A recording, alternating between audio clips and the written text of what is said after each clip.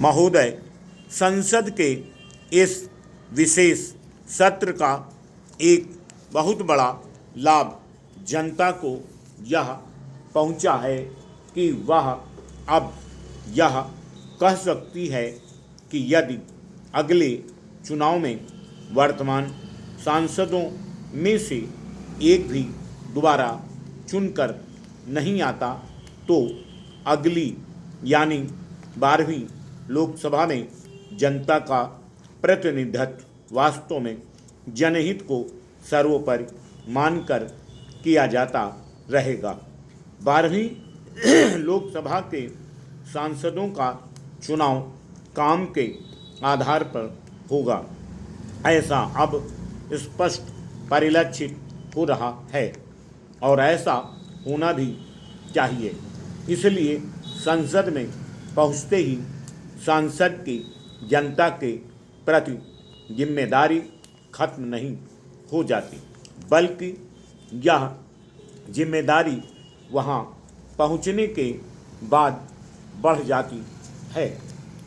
यद्यपि यह कहना कठिन है कि 26 अगस्त से संसद का विशेष सत्र प्रायश्चित के उद्देश्य से रखा गया था या फिर आत्मनिरीक्षण के उद्देश्य से बुलाया गया था।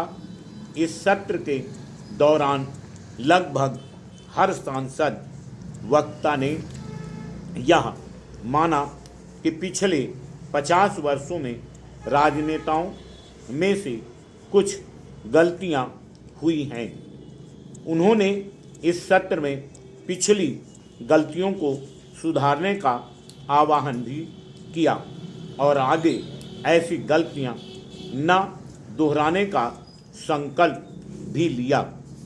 शायद सांसद इस बात से भिज्ञ हैं कि भारत की जनता भूलने और साफ करने की आदी है, लेकिन उनके विश्वास का सबूत तो तभी मिलेगा जब भविष्य में 12वीं लोकसभा के चुनाव परिणाम आएंगे।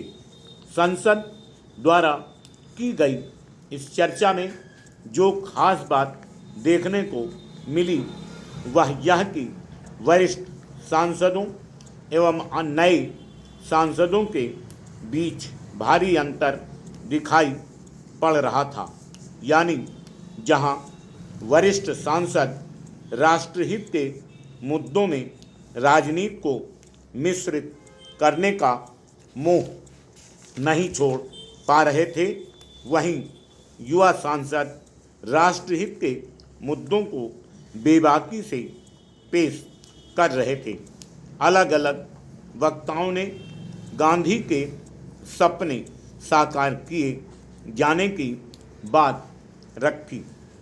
यह वास्तव में सर्वसम्मति की ओर इशारा कर रही थी।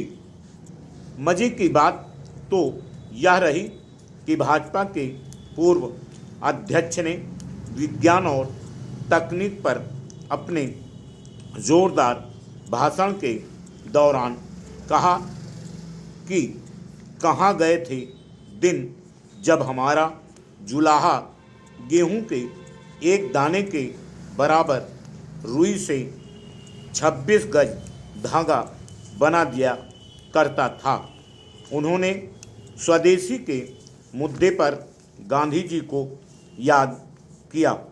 इस दौरान एक रोचक बात देखने को मिली कि जिस वक्ता ने अपना भाषण खत्म किया उसने दूसरे वक्ता को सुनने में कोई रुचि नहीं दिखाई। यह वातावरण उचित नहीं है। पुलिस